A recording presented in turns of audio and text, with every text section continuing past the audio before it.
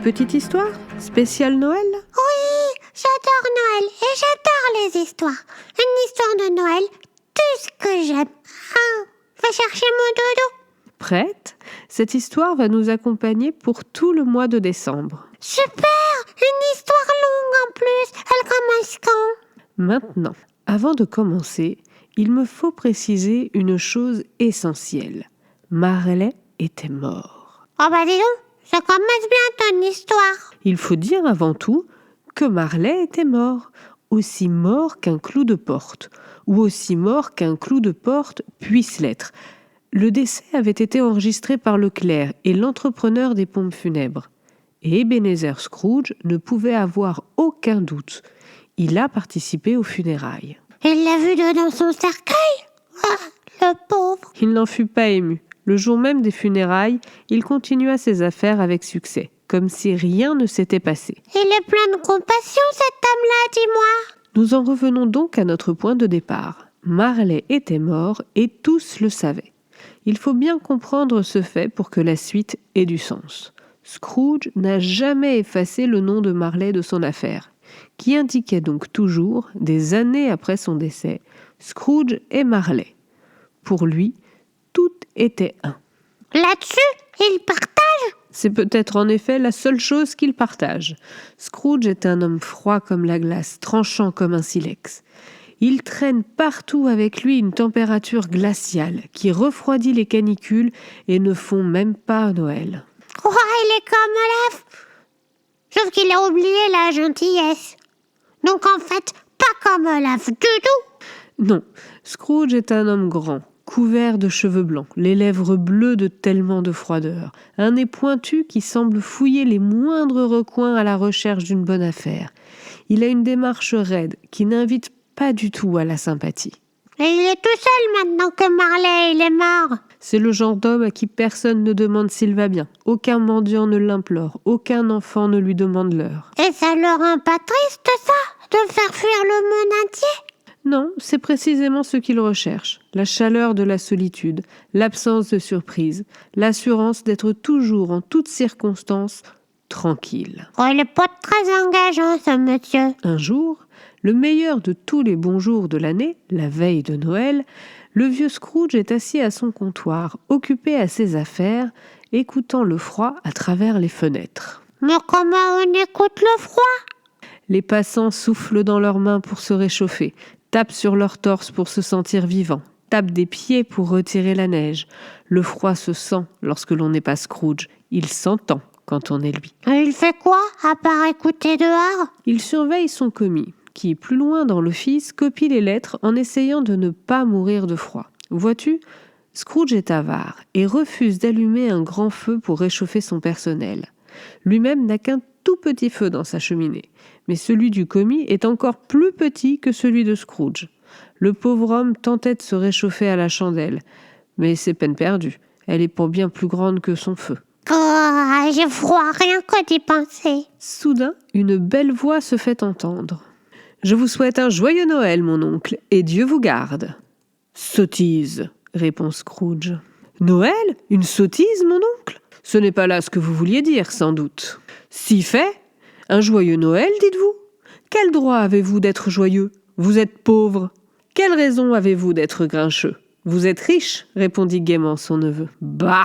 Il faut dire que Scrooge n'avait rien à répondre à ça. Il n'y a que la vérité qui blesse, faut croire.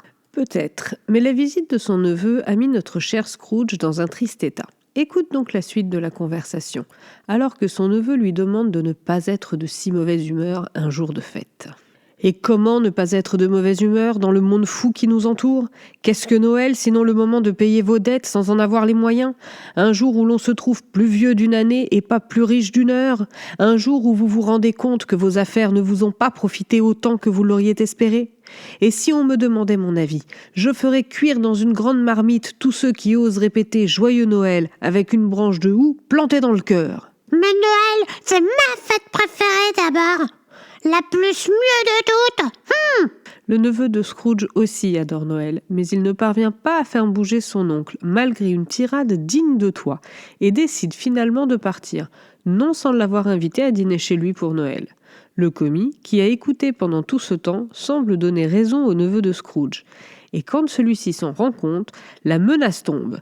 S'il ne se remet pas immédiatement au travail, il perdra son poste. Mais il a aucun cœur, ton Scrooge. Pourquoi on parle de lui? Je veux partir avec son neveu.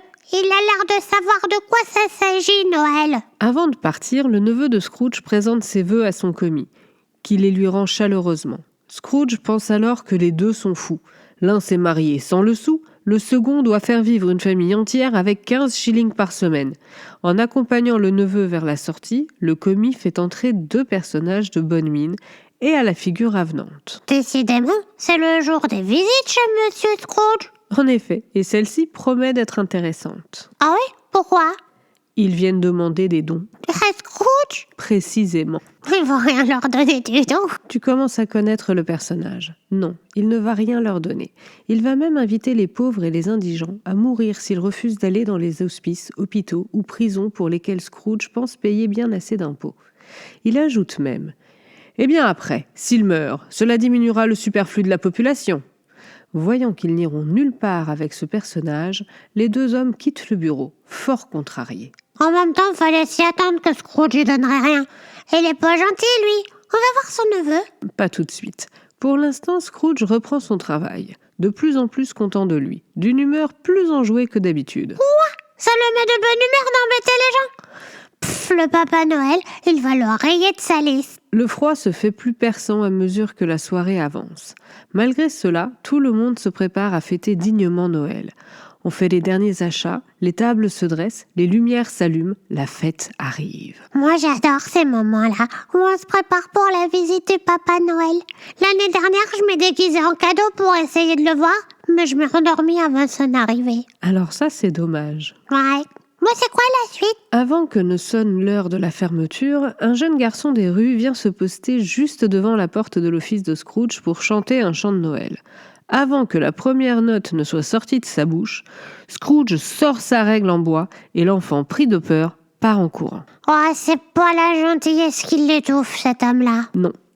Et c'est enfin l'heure de fermer le comptoir. Mais avant, le commis de M. Scrooge demande s'il peut bénéficier d'une journée de repos pour le 25 décembre. Bougon et récalcitrant, Scrooge finit par accepter à son corps défendant. Et tous les 2 quittent l'office avec l'assurance qu'ils se retrouveraient le 26 décembre. Il fait toute une histoire pour une journée dans l'année et qu'en plus c'est celle de Noël? Oh, il m'énerve. Scrooge rentre chez lui après avoir dîné à son auberge habituelle. Sa maison est aussi sinistre que sa personne, très peu chauffée, très peu éclairée. Je n'attendais pas moins de celui-là. Il congélera mon chocolat chaud rien qu'en le regardant. Bah. Au moment d'insérer la clé dans la serrure, et alors qu'il n'avait pas pensé une seule fois à son associé depuis l'évocation de sa mort dans l'après-midi, il vit dans le marteau, sans avoir prononcé une seule parole magique pour le transformer, le visage de son ancien associé. La vraie figure de Marley, à la place du marteau de sa porte. Il semblait émaner de la figure une sinistre lueur. Ah, je vais me cacher. Dis-moi quand c'est fini, la partie qui fait peur. Le visage devant lui regardait Scrooge comme Marley avait coutume de le faire de son vivant, les lunettes sur le front. Scrooge eut peur, non pas tant de la figure qu'il venait de voir, mais de quelque chose de profondément enfoui en lui. Alors qu'il tentait de comprendre le phénomène dont il venait d'être le témoin, il ne trouva devant lui qu'un marteau de porte. Il l'ouvrit et rentra, troublé. Ah, il a vu en revenant. Moi aussi, j'aurais eu peur à sa place. Ouh. Maintenant que Scrooge est à l'intérieur, il scrute un peu autour de lui et, ne voyant rien d'inquiétant, ferme bien la porte, attrape sa chandelle et se dirige à l'étage, vérifie chaque pièce, sous les meubles, derrière les portes, mais il ne voit rien. Ah bah alors, tout va bien. C'était qu'une vision. Il a peut-être mangé un homard pas frais. Peut-être. N'empêche que la tête de Marley le hante toujours. Il fait les 100 pas dans son salon, il voit la tête de son vieil associé partout. Baliverne, pense-t-il à haute voix, mais sa tranquillité habituelle l'a quitté. Il finit par se rasseoir sur son fauteuil et ses yeux s'arrêtent sur une sonnette hors de service, qui, pour une raison depuis longtemps oubliée, donnait sur une pièce située au dernier étage de la maison. Une vieille clochette? Mais pourquoi il l'a gardée? Va savoir. Mais il a dû se poser la même question quand il l'a vue bouger. Quoi? Elle a bougé? Au début, elle bouge à peine, sans son. Mais rapidement, elle sonne à double carillon et toutes les autres sonnettes de la maison commencent à faire pareil. Bientôt, c'est un concert de sonnettes qui se fait entendre. Pour Scrooge, le bruit dure des heures. En réalité, il a dû s'écouler 1 minute. Un concert de clochettes? Oh, je sais pas si j'aimerais ça, moi. Soudain, le bruit des sonnettes est remplacé par le bruit plus sinistre de chaînes qui se traînent sur le sol, cognant sur chaque marche de l'escalier menant à la cave. D'un coup, la porte de la cave s'ouvre et le bruit avance toujours. Il devient de plus en plus proche, monte les escaliers qui mènent à la chambre de Scrooge. Ah, je vais me cacher derrière Scrooge. De toute façon, c'est pas moi qu'on vient chercher. À ce moment-là, Scrooge pense encore que ce sont des sottises. Néanmoins, lorsque le spectre traverse la porte sans marquer le moindre temps d'arrêt, il est moins sûr de lui. Puis, il reconnaît la tête de Marley. Son ancien associé meurt depuis 7 années. Mais qu'est-ce qu'il vient faire ici, lui? Malgré tout, Scrooge ne fait pas confiance à ses sens. Un homard pas frais, un mal de tête qui lui joue des tours, ou encore l'improbable naissance d'une forme d'imagination pourrait expliquer ce qu'il est en train de vivre. Mais enfin, Scrooge, c'est comme la théorie du rasoir d'Occam. La solution la plus simple est souvent la bonne. Eh ben là, il y a un fantôme à ta maison. Il commence doucement à se faire à l'idée, d'autant plus que le spectre parle, Ah oui? Et il dit quoi? Oh, je suis pas sûre de vouloir le savoir. qu'il est venu le prévenir. Vois-tu, au cours de sa vie, et sans en avoir réellement conscience, Marley a travaillé dur à forger la chaîne que l'on a entendu racler le sol tout à l'heure. Il l'a forgée au travers de toutes les actions discutables qu'il a entreprises au cours de sa vie, et l'a volontairement, puisque chaque action a été l'objet d'une décision, mise autour de son cou. Tu veux dire qu'il s'est enchaîné lui-même? C'est pas le copain de Jack O'Lantern qui a fait ça? Non, c'est Marley seul qui a fait ça. Et Scrooge en porte même une plus longue. Marley est mort voilà 7 ans. Ebenezer Scrooge a donc forgé la sienne pendant 7 ans après la mort de ce dernier. Ah oui, et on peut pas dire qu'il soit gentil. Hein. Depuis qu'on l'a rencontré, il a au moins ajouté 3 maillons à sa chaîne. Quand il a mal parlé à son neveu, quand il a renvoyé les gentils monsieur, et quand il s'est siputé avec son commis. Ah, et en plus, j'avais oublié le jeune chanteur. Ça fait au moins 4. Comme ça, tous les jours, pendant 7 années. Oh, j'ai pas assez de doigts. Sans compter les mailles qu'il avait forgées avant la mort de son associé.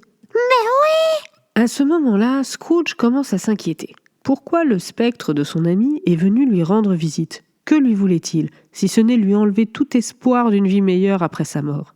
Bon, oui, c'est vrai ça. Pourquoi il est là? Scrooge finit par trouver le courage de poser la question à Marley, qui ne répond pas immédiatement, prenant d'abord le temps d'expliquer ses malheurs. Son emprisonnement dans ses chaînes, qui, si elles lui permettent de se déplacer, rendent chaque pas plus difficile que le précédent, l'absence de repos, le poids des regrets. Enfin, il annonce à son ancien ami qu'il lui reste une chance, un espoir d'échapper à son destin. Oh, la chance! Il va pouvoir avoir une autre vie après sa mort! Marley insiste, c'est sa seule chance.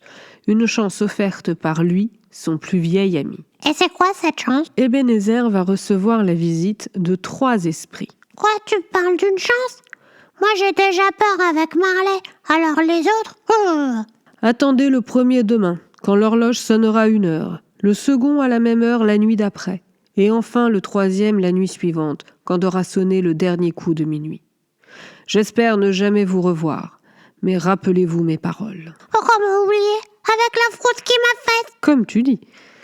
Finalement, Marley commence à se retirer, à reculons, allant vers la fenêtre qui s'ouvre un peu plus à chaque pas, si bien qu'une fois qu'il arrive à la fenêtre, celle-ci est grande ouverte et on peut entendre les lamentations d'un grand nombre de fantômes. Et cette fois, Scrooge peut les voir. Quoi? Il y a d'autres fantômes que Marley?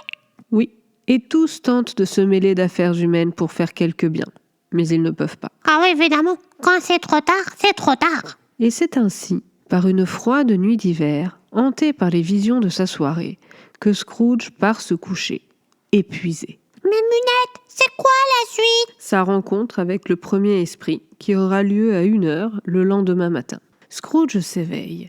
Il fait si noir qu'il distingue à peine la fenêtre au bout de sa chambre. Il essaye de percer l'obscurité lorsque la cloche se fait entendre. Scrooge écoute pour savoir l'heure. Le silence pèse dans la chambre. On n'entend que le souffle du vent, le grincement du bois et les battements précipités du cœur de Scrooge. Bientôt 1h du matin. Ah, je suis trop impatiente. La cloche sonne 12 coups. Il est minuit. Pourtant, Scrooge jurerait s'être couché aux alentours de 2 heures du matin. L'horloge est-elle donc déréglée ? Mais il atteint l'esprit que Marley lui a dit. Il pouvait pas être 2 heures du matin, sinon il aurait loupé l'esprit. Mais c'est justement que rien n'est comme il devrait être. Sa montre et celle du dehors indiquent la même heure, minuit. Mais Scrooge aurait juré qu'il avait passé cette heure lorsqu'il est allé se coucher. Aurait-il donc dormi tout un jour et une moitié de nuit ? Impossible. Oh, c'est pas le genre de la maison de pas se lever pour aller travailler. Pas du tout, du tout, du tout. Eh bien non. Scrooge descend donc de son lit, toujours aussi perplexe pour voir par la fenêtre ce qui se passe. Il fait bien trop noir, il y a bien trop de brouillard pour que le vieux Scrooge puisse y voir quelque chose. Finalement rassuré, il retourne dans son lit. Il essaye de ne plus penser. Mais plus il tente, plus il pense. Les secondes s'étirent comme des heures. C'est sans fin cette histoire. C'est comme quand je sais que je dois pas manger mon momo, mais que je peux pas penser à autre chose. Exactement. Finalement, puisqu'il était déjà 1h moins le quart et que le bougre ne peut plus s'endormir, il décide de rester éveillé jusqu'à l'heure à laquelle Marley lui a assuré qu'un spectre le visiterait. L'attente est longue, très longue, à tel point que Scrooge est plus d'une fois convaincu de n'avoir pas entendu l'horloge sonner l'heure. Mais finalement, elle sonne bien 1h du matin. Et je sais pas si je suis contente ou apeurée parce que maintenant, la suite de l'histoire arrive et il vient probablement avec un fantôme. Scrooge s'exclame. 1h, 1h, il ne s'est rien passé. Tu te réjouis trop vite, mon ami. Il y a 60 secondes dans une minute. Bien vu, petit cœur. Et la minute n'était pas encore passée qu'un esprit se présente devant un Scrooge plutôt déconfit. Oh, je peux comprendre. Mais aussi, il est allé trop vite à ses conclusions. L'esprit qui se présente à Scrooge a le visage fragile d'un enfant, mais dans ses yeux brûle la sagesse d'un vieillard. Ses cheveux blancs, pareils à des filaments de lune, tombent sur ses épaules en répandant une clarté douce. Il flotte au-dessus du sol, entouré d'une lueur irréelle qui le fait paraître presque immatériel. Scrooge, qui se sent tout de même quelque peu intimidé, demande de la voix la plus assurée qu'il puisse produire « Êtes-vous l'esprit dont la venue m'a été prédite ?» À quoi l'esprit répond que oui, avec une voix étrangement basse et venue comme des profondeurs de la terre. Oh là là, les fantômes, je suis pas sûre d'adorer ça, moi. Scrooge demande à l'esprit qui il est. Ah oui, c'est une bonne question, ça. C'est qui cet esprit qui vient me donner des cauchemars pendant toute la nuit? L'apparition lui répond qu'il est l'esprit des Noëls passés, venu pour aider Scrooge à se racheter une conduite. Puis il l'invite à le suivre et la fenêtre s'ouvre en grand. L'esprit prend la main de Scrooge, qui tente bien de ne pas avoir à sauter par la fenêtre, mais avant d'en avoir le temps, ils sont dans les airs. Quoi? Alors qu'il est super méchant, il a le droit de voler? Mais vraiment, c'est trop injuste. Vraiment trop injuste. Ils arrivent alors dans un coin de campagne que Scrooge ne reconnaît pas immédiatement, mais il s'agit du village de son enfance. Les souvenirs de Scrooge dévalent dans son esprit comme l'eau d'une digue qui cède après des années de pression. Oh, ça doit faire beaucoup de souvenirs à la fois, ça. À chaque pas qu'ils font, ils croisent une ancienne connaissance d'Ebenezer, qui reconnaît chacune et sourit de plus en plus. Ils arrivent enfin près d'une vieille bâtisse qu'Ebenezer reconnaît comme étant l'école dans laquelle il a non seulement étudié, mais aussi passé quelques Noëls solitaires, oubliés de tous, familles et amis. Oh, c'est trop triste. On ne devrait jamais être seul le jour de Noël, jamais. C'est une jolie fête, la fête de Noël. En effet, mais Ebenezer aime lire, s'évader dans les pays lointains peuplés d'aventures extraordinaires dans la solitude de sa salle de classe. Mais ce Noël-là, les choses vont changer. Ah bon? Et il n'a pas choisi un bon livre? Il a choisi un livre parfait, L'île au trésor, de Robert Louis Stevenson. Non, ce qui change cette année-là, c'est que sa sœur est venue le chercher pour qu'il rentre chez lui, après plusieurs années dans cette école. Oh, il va pas passer Noël tout seul? Non, et à nouveau les souvenirs affluent. La voix de l'esprit se fait entendre. Elle mourra mariée, n'est-ce pas? Avec 2 enfants. Scrooge, sortant de ses réflexions, lui répond d'une voix tremblante « Oui, un seul enfant, un fils, mon neveu, un si grand cœur. » Quoi? Elle est morue? Oh, c'est pas juste. En effet, mais il est temps pour Ebenezer et l'esprit de visiter un autre moment, un autre Noël, quelques années plus tard. On s'en va? Eh oui, on quitte l'ancienne campagne dans laquelle Ebenezer a grandi pour arriver en ville devant un magasin. « Le reconnais-tu, Ebenezer ?» demande l'esprit. « Si je le reconnais, n'est-ce pas ici que j'ai fait mon apprentissage? Mais c'est le vieux Fezziwig !» C'est qui Fezziwig? L'ancien patron d'Ebenezer, celui qui l'a formé, et un homme qui adore Noël et sait le fêter. Il reçoit sa famille? Ah, trop bien! Ce jour-là, dès que 7 heures sonne, tout change. On pousse les comptoirs, on roule les tonneaux dans un coin, on dégage les tables. En un clin d'œil, le magasin devient une grande salle de fête. Les chandelles brillent partout, leurs flammes dansent comme des étoiles et des guirlandes improvisées pendent au mur. L'air s'emplit de rires, de chansons et du grincement joyeux du parquet sous les pas des danseurs. Puis les musiciens s'élancent, un violon, un tambourin, une flûte, et aussitôt la salle s'anime. On applaudit, on tape des mains, les jupes tourbillonnent, les bottes frappent le sol, et la joie explose comme un feu d'artifice. L'odeur du cidre chaud et des pâtisseries à la cannelle flotte dans l'air. Mais c'est trop bien! Moi aussi je veux danser! Et puis, oh, t'as vu la table? Des gâteaux, des pommes rôties, des sucreries! Scrooge il devrait sourire jusqu'aux oreilles, là! Eh oui, petit cœur. Et Fezziwig, rayonnant au milieu de ses employés et de leur famille, rit plus fort que tous. Sa joie est contagieuse. Chaque geste qu'il fait semble illuminer la salle. Ce n'est pas seulement une fête, c'est une grande famille réunie. Mais alors? Scrooge il savait ce que c'était la magie de Noël? Pourquoi il a tout oublié? La suite nous le dira peut-être. Pour l'heure, Scrooge est revenu à ce Noël. Il ne regarde pas, il le vit. Il en oublie même l'esprit à ses côtés. Ce n'est que lorsque ce dernier lui dit « Il faut bien peu de choses pour inspirer à ces sottes gens tant de reconnaissance » que Scrooge se rappelle d'où il est et il acquiesce à la remarque de l'esprit. Il est d'accord avec l'esprit? C'est une première! L'esprit ajoute alors qu'il a suffi de dépenser quelques sous pour obtenir tant d'éloges. Cela en valait-il la peine? Oui, parce que des beaux Noëls, c'est des souvenirs uniques. Figure-toi que cette fois, Scrooge est d'accord avec toi. Il reconnaît que Fezziwig a le pouvoir de rendre heureux ou malheureux ses travailleurs, de faire que leur service soit léger ou pesant, un plaisir ou une peine, et pour cela, il suffit d'un regard ou de quelques paroles. Des choses si insignifiantes qu'il est impossible de les aligner en compte. Mais le bonheur qu'il donne est aussi grand que s'il avait coûté une fortune. À ces mots, le regard de Scrooge se trouble. Oh, qu'est-ce qui lui arrive? On dirait qu'il lui pousse un cœur à cet homme-là. À ce moment-là, il aimerait pouvoir dire quelques mots gentils à son fidèle commis. Ce serait bien la première fois. Il va avoir une crise cardiaque, le commis. Mon temps s'écoule, observa l'esprit. Vite! Et les voilà repartis vers un autre Noël quelque temps plus tard. Il est plus vieux maintenant, mais son visage n'a pas encore les traits durs et sévères qui apparaîtront plus tard. Néanmoins, l'avarice a pris racine dans le noble cœur, et celui-ci se dessèche doucement. Il n'était pas seul pour ce Noël non plus. Une belle jeune femme l'accompagne. Quoi? Il a été amoureux et il l'a laissé filer? Que veux-tu? La soif de richesse a eu raison de cet amour de jeunesse. Leur cours a duré quelques années, mais la jeune femme dut se résoudre. L'homme aimait l'argent plus qu'elle, et elle ne pouvait rivaliser. Un autre Noël, ne reconnaissant plus l'homme qu'elle avait aimé, elle le quitta pour ne plus jamais revenir. Oh, le pauvre! Oui, à ce moment-là, Scrooge, malheureux comme la première fois que cette scène a eu lieu, demanda à l'esprit de le ramener chez lui.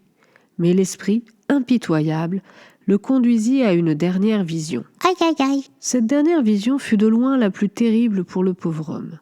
Il se trouve transporté dans une chambre qui n'est ni grande ni belle, mais confortable et commode. Près du feu, sur un fauteuil, est assise une jeune fille qui ressemble tellement à la précédente que Scrooge la prend pour elle, jusqu'à ce qu'il la voie, devenue mère de famille, assise à côté de la jeune fille. Oh, elle est devenue maman, c'est trop bien! Oui, et pas que d'une fille. La chambre est remplie d'enfants, et Scrooge, agité comme il l'est, ne parvient pas à les compter. Il joue de tous les côtés, et les éclats de rire fusent dans toute la pièce. Le résultat de tout ce monde au même endroit est un vacarme dont personne ne semble se soucier. Pas même la mère et la fille, qui partagent un grand moment de complicité. Oh, j'aurais trop voulu être avec eux. Moi, j'aime bien quand on s'amuse beaucoup avec toute la famille. Quoi qu'il en dise, je crois que Scrooge partage ton avis.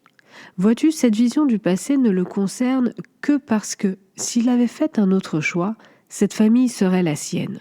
Dans chaque recoin de la chambre, les rires résonnent comme des clochettes de Noël, le feu crépite, les enfants courent, le bonheur est là, tout autour d'eux.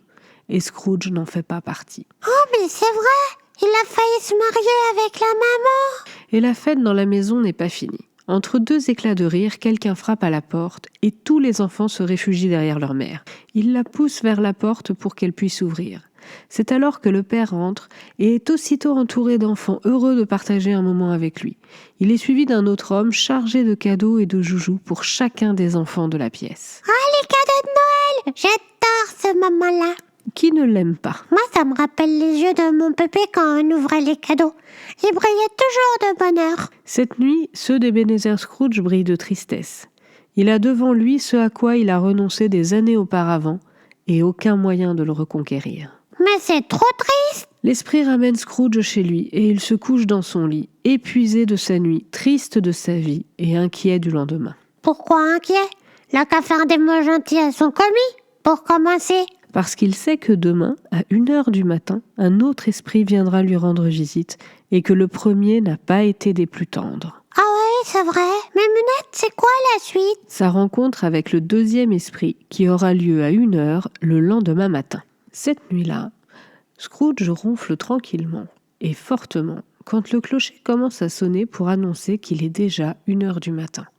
Il sort rapidement de sa torpeur, conscient qu'il avait, ce soir-là, un rendez-vous important. Ah oui, avec le deuxième esprit qui doit venir le hanter. Oh, j'ai peur. Et Scrooge aussi. Figure-toi qu'il a pensé, croit-il, à toutes les éventualités sur cet esprit.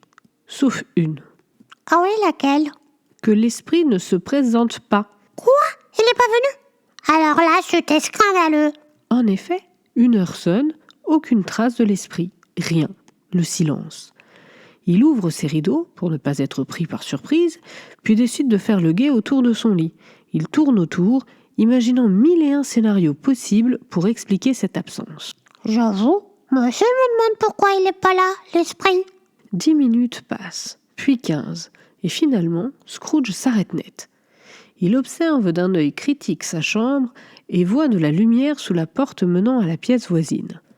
À tous les coups, ça fait 15 minutes que l'esprit l'attend à côté. En effet, au moment où la main de Scrooge se pose sur la serrure, une voix étrange l'appelle et lui dit d'entrer. Bien qu'hésitant, Scrooge obéit. Comme s'il avait le choix. Je te rappelle qu'il doit défaire sa longue chaîne d'espions pas très jolie.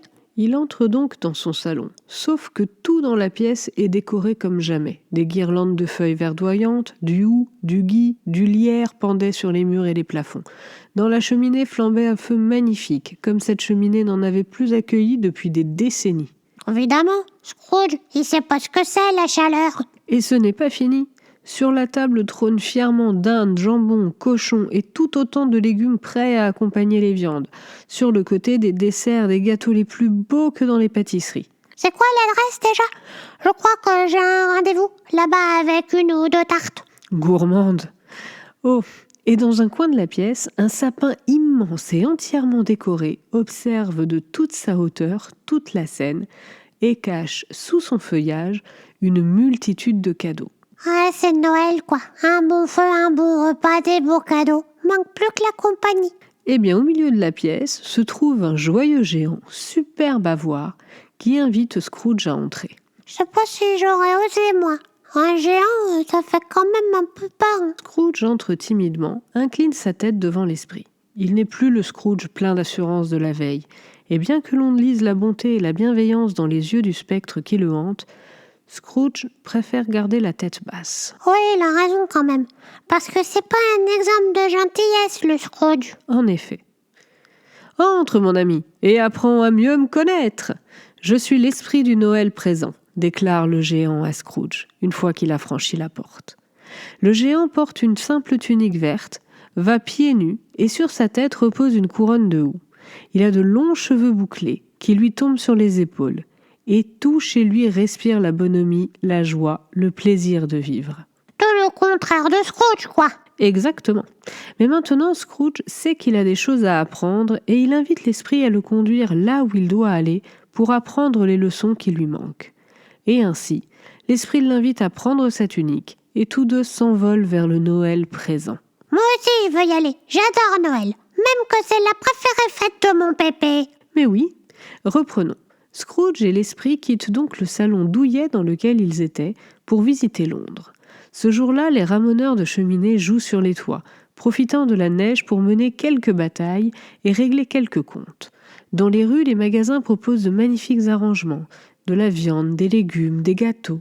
Mais ça me donne faim tout ça. On va manger un bonbon. En résumé, la ville est remplie de la ferveur de Noël, avec ses derniers achats, ses chants, sa bonne humeur et sa chaleur malgré le froid de l'hiver. Moi, j'aime bien cette journée où c'est bientôt Noël, mais pas encore, et qu'il faut encore tout préparer pour que tout le monde y soit content, mais qu'on soit tous contents. Et Scrooge le découvre. La cloche sonne l'heure de la messe, et voilà que les commerces se ferment, que les gens sortent de leur maison avec leurs plus beaux habits, et que tous se dirigent, tel un troupeau, vers les portes de l'église. J'espère elle est grande, l'église, pour que tous ces gens y puissent entrer. Moi aussi. En attendant, Scrooge et son nouvel ami regardent pensivement à l'intérieur d'une boulangerie qui vient de fermer ses portes. L'esprit invite alors Scrooge à le suivre et le mène par un dédale de rue étroite, droit chez la famille Cratchit. C'est qui la famille Cratchit? Je le connais? Ton gentil? C'est la famille du commis de Scrooge, que tu connais et dont on imagine qu'il n'est pas méchant. Devant cette maison, donc, nos deux amis s'arrêtent. C'est une petite maison composée de 4 chambres où vit toute une famille composée de parents et d'enfants. Des enfants ici aussi, on en a, même qui sont 2. Oui, mais Bob Cratchit et sa femme en ont au moins 5. C'est pas assez pour une équipe de foot, ça. Non, mais quand même. Enfin, la famille est réunie autour des derniers préparatifs. L'aîné des garçons s'occupe de cuire les pommes de terre. Le plus jeune des enfants font le guet à la porte et à la fenêtre. La sœur aînée aide sa mère à mettre le couvert. Tandis que Bob et Tiny Tim sont à l'église. Ah, et pourquoi pas les autres? Je ne sais pas pourquoi pas les autres, mais Tiny Tim a insisté pour y aller. Vois-tu, le pauvre enfant n'est pas comme les autres. Il se déplace avec une canne et porte sur une de ses jambes une mécanique de fer pour l'aider à se mettre debout et à porter son poids. Ah, mais ça doit pas être rigolo du tout, ça. Même à Noël. Oh non, et sa famille l'aide comme elle peut, mais ce n'est pas simple. Plus intéressant encore, Scrooge est témoin de la scène et se prend immédiatement d'une affection jusque-là inconnue de lui pour Tiny Tim. Il observe donc la suite avec une attention redoublée. Quoi? Le cœur de Scrooge fond? C'est pas possible. Oh, nous n'en sommes pas encore là. Disons plutôt que pour la première fois depuis longtemps, Scrooge s'intéresse à autre chose qu'à son argent. Dans la cuisine, les choses s'accélèrent. Avec l'arrivée des derniers invités, la table est mise, les pommes de terre sont cuites et l'oie arrive. On fait de la purée avec les pommes de terre, on réchauffe la sauce de la viande, on rajoute du sucre à la tarte aux pommes, on attend l'oie. Et elle arrive quand, elle? Maintenant, et dans un tel fracas que l'on croirait qu'il s'agit d'un oiseau plus rare encore que le haras du Spix. Tu veux dire l'oiseau dans Rio? Celui qui a disparu à l'état sauvage et qu'on a remis dedans la forêt? Celui-là même. Mais il est plus rare qu'une oie. Quand je vais au parc, on en voit des oies, mais même pas des haras. Il faut croire que dans cette famille, manger de l'oie n'est pas courant. Et ils la mangent, il n'en reste rien à la fin du repas. Puis vient le dessert, un pudding fait avec amour par Madame Cratchit, et tous se régalent. Le dîner terminé, on débarrasse, on balaye, on ravive le feu, on se sert un petit remontant, on s'assoit autour du feu, on raconte et on écoute des histoires. Ah oui, ça je sais faire, même quand j'essaie de faire chaque semaine. Finalement, Bob lève son verre et propose un toast.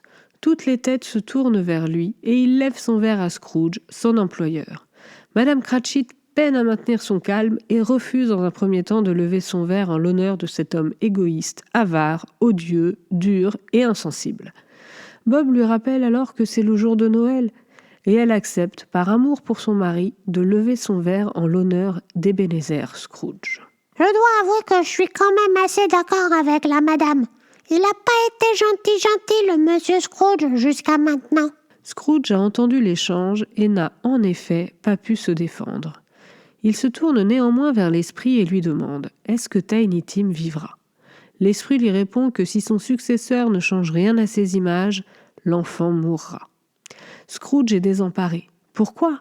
Pourquoi l'enfant doit-il mourir ?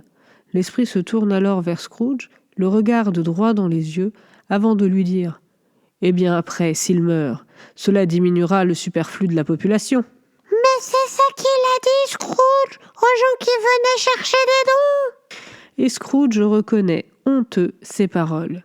Et il réalise qu'il a parlé sans savoir, que Tiny Tim mérite de vivre, et que d'autres doivent être comme lui. Il continue à regarder la famille, qui malgré la pauvreté trouve le bonheur dans la compagnie des uns et des autres, dans un moment partagé. Et Scrooge regarde Tiny Tim, petit garçon espiègle mais réfléchi, coincé sur son tabouret près du feu, condamné par l'esprit. Bientôt la nuit tombe, la famille disparaît, et l'esprit conduit Scrooge dans une autre maison. Quoi ? La nuit, elle n'est pas finie ? C'est quand même beaucoup des émotions pour un Scrooge qui n'en a pas ressenti depuis des années. Et non, ce n'est pas fini pour ce pauvre Scrooge. L'esprit le mène à travers les rues de Londres où les enfants jouent, les adultes discutent, les gens rient. Partout on se rend ailleurs, attendu à un dîner ou à une réunion de famille, à croire que toutes les maisons étaient vides. L'esprit est tout à son aise, il aime cette ambiance, cette joie, cette envie de partage. Oh, je comprends ça. Moi aussi, j'adore l'esprit de Noël. Mais l'esprit ne s'arrête pas. Il continue d'avancer jusqu'à une maison inconnue de Scrooge. Il faut dire qu'il ne dévie jamais de son trajet maison-travail et ne se rend nulle part ailleurs. Oui, c'est un homme d'habitude un peu quand même, hein. Il aime ses routines. On dirait toi, Munette. Mais, bon, d'accord. Ah, nous arrivons. Scrooge vient d'entendre un rire agréable qu'il a reconnu pour être celui de son neveu.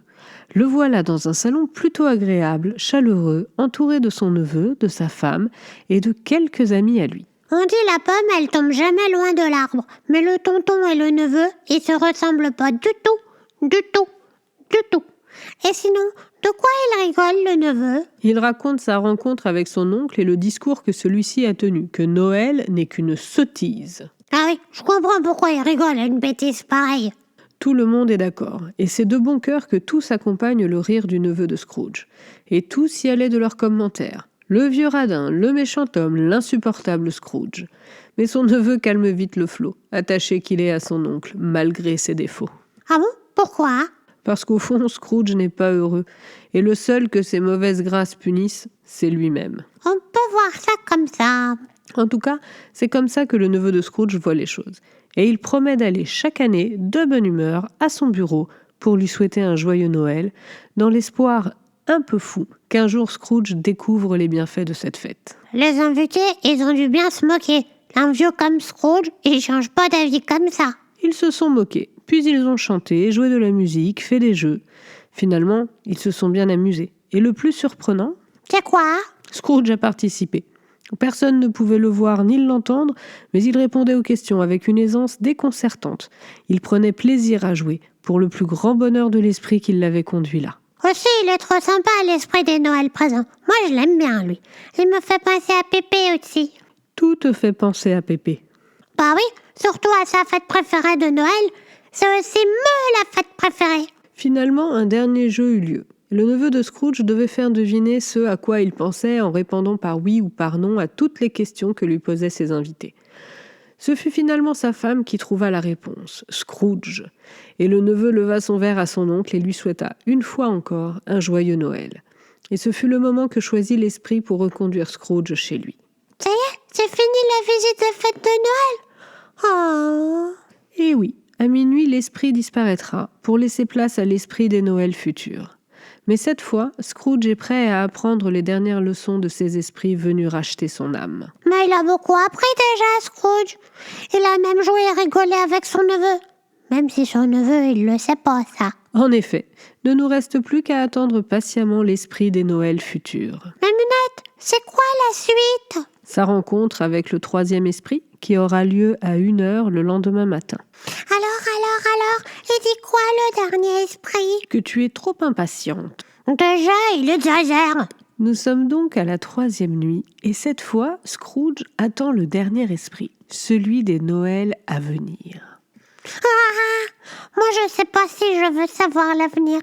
Ça fait peur quand même. Scrooge est d'accord avec toi, d'autant plus que la forme qui s'approche de lui, grande, élancée, d'un blanc éthéré, ne laisse rien deviner de sa personne.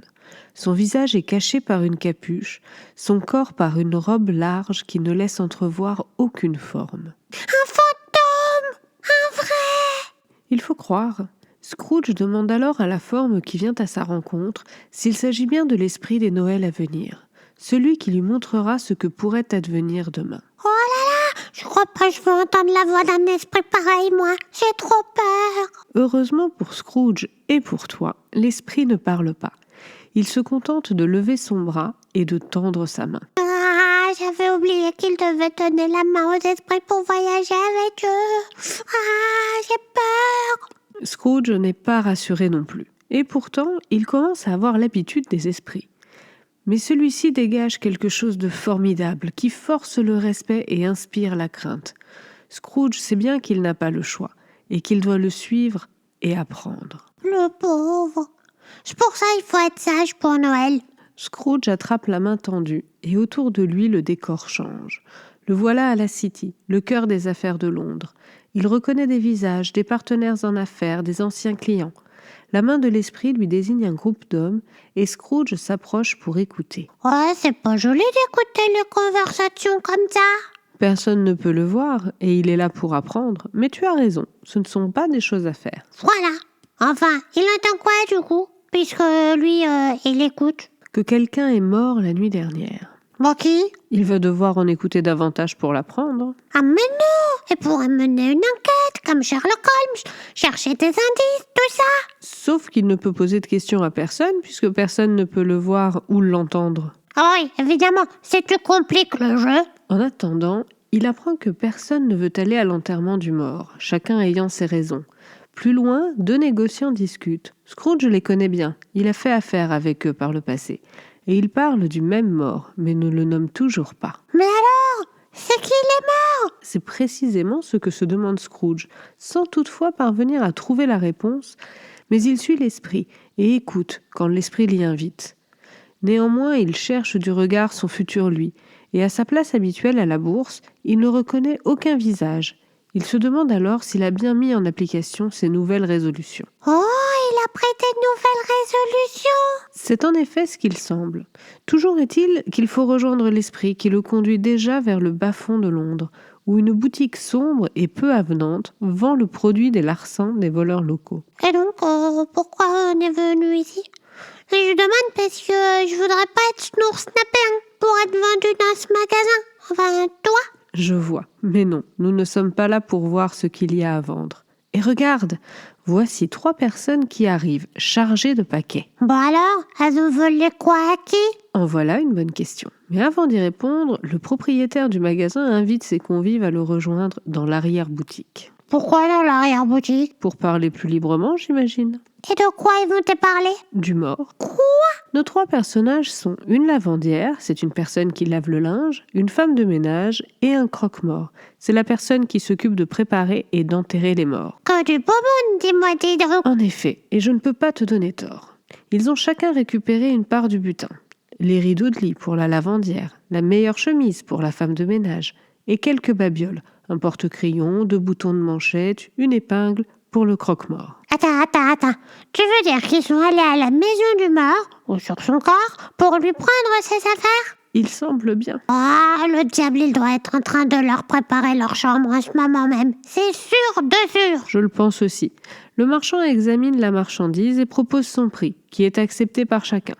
De son côté, Scrooge observe la scène et son malaise grandit. L'évidence est devant lui, et pourtant, il ne peut y croire. Croire à quoi? Attends un tout petit peu, tu veux bien? Tu m'énerves. C'est que Scrooge a beaucoup appris au cours des 2 nuits qui ont précédé celle-ci. Il a voyagé dans son passé, revu ses anciens souvenirs, découvert ce que Noël signifiait aujourd'hui. Et maintenant, il est confronté à un avenir fort sombre. Il veut apprendre des esprits, de ses erreurs, de ses errances, mais le futur qui l'attend ne laisse visiblement la place à aucun apprentissage. Comment ça? La scène de l'arrière-boutique commence à se dissoudre et laisse place à un autre lieu. Un petit salon que Scrooge a déjà vu le soir de Noël. Mrs. Cratchit se plaint de ses yeux qui fatiguent, et les enfants de Bob Cratchit constatent que leur père met de plus en plus de temps à rentrer le soir. Oh, ça annonce pas des super nouvelles, tout ça? Non, au coin du feu, une béquille repose sans propriétaire. La chaise à ses côtés est désespérément vide, et la joie semble avoir à jamais disparu de la demeure. Lorsque Bob arrive finalement, il a un mot gentil pour chacun et un sourire sur les lèvres qui n'atteint pas ses yeux, dans lequel on peut lire la tristesse et la peine qu'il ressent. « Oh, c'est trop triste tout ça !» Pour Scrooge, la nuit, bien que fort triste, n'est pas encore terminée, et l'esprit le conduit à une dernière destination.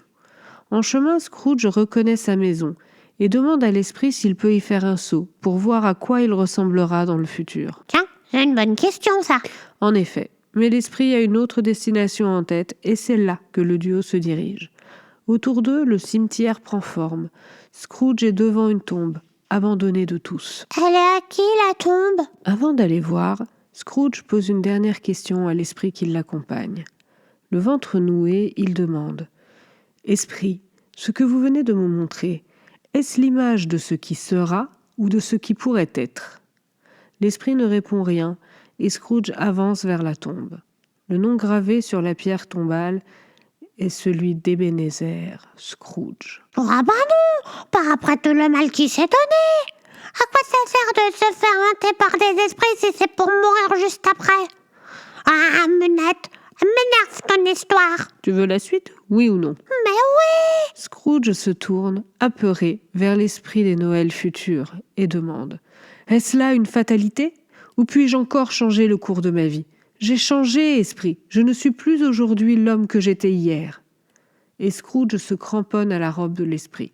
Il promet d'honorer Noël chaque année jusqu'à sa mort. Il promet de vivre dans le passé, le présent, l'avenir et de garder pour toujours et à jamais les esprits avec lui. Quoi? Il va plus penser que à lui? Et non. L'esprit ne répond pas. Mais elle est trop triste ton histoire. D'abord, Scrooge se fait hanter. Puis t'as une intime qui n'a rien fait de mal et meurt. Et Scrooge en vrai, il est mort aussi. C'est quoi ces histoires de Noël? La saison des rois mages et la joie et du bonheur. Munette! Tu veux la suite? C'est pas fini? Non, Scrooge n'est pas encore retourné chez lui. Ah oui, c'est vrai. Raconte-moi. Après cette triste scène, l'esprit ramène un Scrooge pensif et abattu chez lui. Finalement, l'esprit se transforme et laisse place à une colonne de lit. Scrooge reconnaît alors sa chambre, son lit, ses rideaux, toujours accrochés. « Je vivrai dans le passé, le présent et l'avenir », répète-t-il sans cesse, en allant et venant dans sa chambre. Il est bien agité, Scrooge.